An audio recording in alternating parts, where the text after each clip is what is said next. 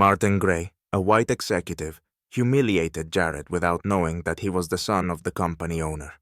This humiliation was the final straw, and Jared decided to show everyone who he truly was. What he did next will shock even the most hardened. But let's start at the beginning. Jared hurried, squinting from the summer heat as he approached the office building in the city center. His black Courier uniform, adorned with the restaurant chain's bright logos, slightly restricted his movements, but he was used to it. In his hands, he held an order, a box of food for one of the offices. He hadn't even had time to check the address when he realized that this delivery would be anything but ordinary. At the door of the tall building stood Martin Gray, a 45-year-old white man in a sharp suit, clearly not expecting to see someone like Jared. Gray looked at his uniform with disdain and spoke mockingly. "Oh, a courier. You're here to bring us food. Do you even understand how embarrassing this is? What are you even doing here? A guy with so much potential, and here you are." He faltered, looking down at Jared from above. Jared silently extended the box, trying to hold back his anger. He had heard those words 1,000 times, from random strangers on the street, colleagues, and even old acquaintances. It wasn't news to him, but it still didn't make it any easier. "Can I deliver the order?" Jared asked, trying not to meet his gaze. He felt a wave of disappointment rise inside him, but he kept his outward calm. Martin smirked, as if Jared had just said something foolish. "Do you even know who I am?" Martin said in a condescending tone. "This is a job for people with no ambition. Who are you anyway? Your dad must be the director of some delivery service, huh?" Jared gritted his teeth. It was humiliating, but he knew that patience was his greatest strength. He silently extended the box once more and looked at Martin again. His rage boiled inside, but he showed nothing on the outside. "Sign the receipt, please," he said, holding out a tablet. Martin, still smiling, took the tablet. He didn't even glance at Jared as he handed it back. "You're not working for people like me, or for people like you.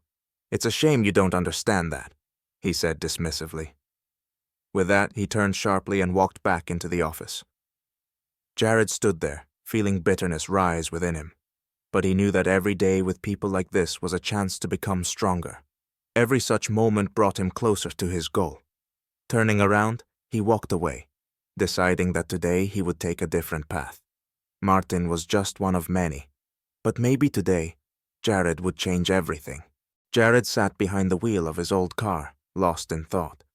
Martin Gray's words, his mockery, it all gnawed at him. He couldn't simply forget how this white boss had openly humiliated him, not knowing that Jared was the son of the very company owner. Jared was tired of hiding his pain, but he knew that in such moments, he had to stay strong. He turned into the alleyways, glancing at his schedule. 3 more deliveries, and then the evening. But if only it were that simple. If work didn't feel like a battlefield where every day he had to fight not only for the order, but for his own dignity. Every time Jared walked into offices, he saw how his colleagues, white men and women, easily accepted orders, cracking jokes and exchanging smiles. Jared, despite his experience, always felt that barrier, an invisible wall made of prejudice and stereotypes. From time to time, his colleagues forgot that he had worked not only in this field, but had also seen his father build the empire, from which they were all profiting, while he remained in its shadow. If they only knew, Jared thought as he drove past another luxurious restaurant with his company sign. At that moment, his phone rang. It was his father. Charles, his father, the founder of the company, the black entrepreneur Jared had longed to talk to. "Jared, are you home?" his father asked. "Not yet. Just wanted to check in. How are you, Dad?" Jared sighed, but didn't dare reveal everything that was on his mind. Charles laughed on the other end. "Do you always call me like this? Why don't you ask how my day went?" he replied, catching the tone. "You think I don't notice that you're not talking about your day? You think I don't know what's on your mind?" Jared felt his shoulders tense. His father was right. He hadn't opened up to him in a long time, afraid he might seem weak in his eyes. But now, when everything inside him felt tight, he couldn't stay silent anymore. I don't know how to keep fighting this, Dad. These people, they don't understand. I'm just a courier to them, and that's all they see. They don't know I'm the owner's son, that I have my own path." Charles paused, understanding that his son couldn't hide his pain any longer. "Listen to me, Jared," Charles said. "You know what matters isn't what they think of you. It's all a system. But you can change it. You can change how they see you.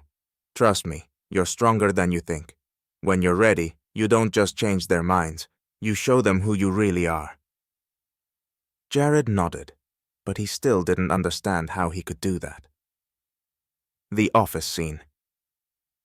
The melodic ring of Jared's mobile phone broke the silence in his car.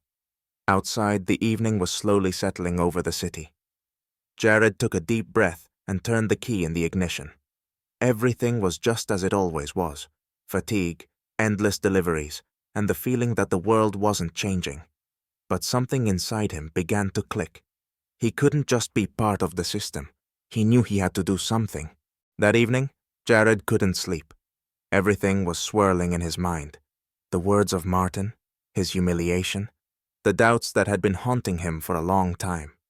He got out of bed, grabbed his phone, and sent a short message to his father. "I need to talk. I've made up my mind." Charles replied instantly. "I'm waiting. Tomorrow evening, at home." The next day, as Jared arrived at the office, he could feel the growing tension in his chest with every step he took. He entered the lobby, but there were no familiar faces. Everyone was busy. No one had time to even glance at him. Once again, Jared felt the condescension, as if he were just a part of the machine, not a person. Martin Gray passed by, holding an important meeting with partners, and with a disapproving glance, he threw a phrase in his direction. "Come on, Courier, don't linger. We've got serious people here." Jared felt his blood boil. He wanted to say something, but he didn't. He knew this wasn't his moment. A storm was brewing inside, but he was already thinking about what he could actually do. He could start acting. Late that evening, after work, he finally went to his father. Charles sat in his office, bathed in the soft light of a lamp, going through documents. When Jared entered, his father silently gestured to a chair beside him. "Sit down, son," Charles said without looking up from his paper. "Something happened?" "Yes." Jared sat down, unable to hide his disappointment. "I can't stay in the shadows anymore. People like Martin don't even know who I am. They see me just as a courier, and they mock me, not understanding who I really am." Charles put his pen down and looked at his son carefully. "Do you want them to know?" he asked. "Or do you want them to start respecting you for what you do?" Jared didn't know what to answer. He felt that his father was right. They didn't respect him because they didn't know who he was, and because he hadn't shown his strength. He understood that the only way to change how people saw him was to reveal the truth. But it was risky. He could lose everything. "You have to make a choice, son. But remember, your strength isn't in staying in the shadows. It's in acting openly, being who you really are," Charles said, as if anticipating his son's thoughts. In that moment, Jared realized that this was what he needed to do. He had strength inside him, and he was ready to show the world who he truly was. This was his chance not just to fight the system, but to break it. All he needed to do was be bold. He stood up, determined to act the very next day.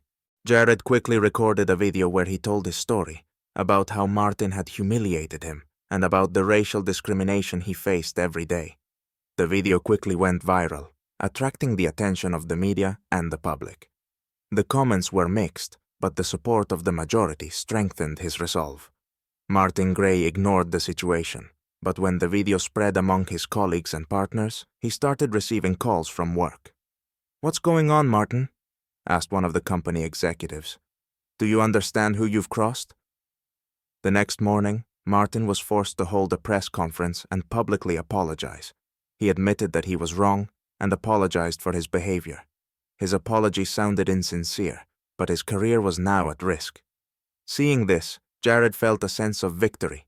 He had used the power of social media and public opinion to change his fate. When he returned home, his father was proud of him. "You did it, son. You showed them who you are." But Jared knew that this was only the first step.